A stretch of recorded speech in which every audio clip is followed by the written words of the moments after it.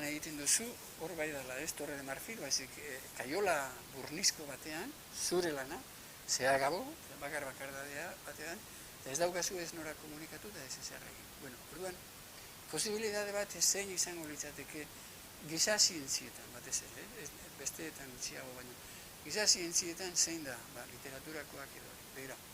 Irakasle pila dago filosofia ematen institutuetan, edo literatura ematen institutuetan, etika, giza zientzietan, madarretan, soziologia. Nik uste, asmatu beharko litzatekeela estruktura bat, irakasle hauek, eta unibertsitateko irakasleak elkarrekin gorputz bat muntatzen dutena. Eta orduan,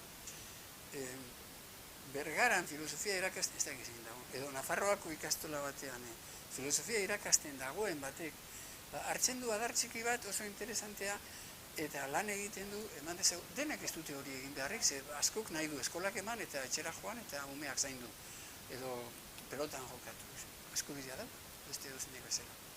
Baina gogoa izango lukeenak, posibilitatea uki beharko lukea, eta gaur ez dauka, eman dezago, Nafarroako ikastola batean, berak oso gustura irakurtzen duen autore bat, ez dakit zein dela, edo literato bat irakurtzen duena, hortan, urte batzuk eman, landu gai hori, eta gero gai horrekin, bai unibertsitatean, eta bai gero beste instituto batzuetan, 15 egun, 20 egun, eman, eta orduan, denok aprobetsatuko genuke doble. Ze, nek ezin ditut autore danak landu, eta zuk ere ez, baina orduan, zuri entzungo nizuke zuk zer landu dezun, eta zuk niri zer nik landu behar, etc. Interkambio hau, erderaz oso erresa dena, unibertsitate diferenteen artean, euskeraz, unibertsitatearen eta institutoen artean asmatu beharko genuke. Inork ez du ezer mogitzen hortik, ni inoiz saiatu izan naiz, oso zaila da.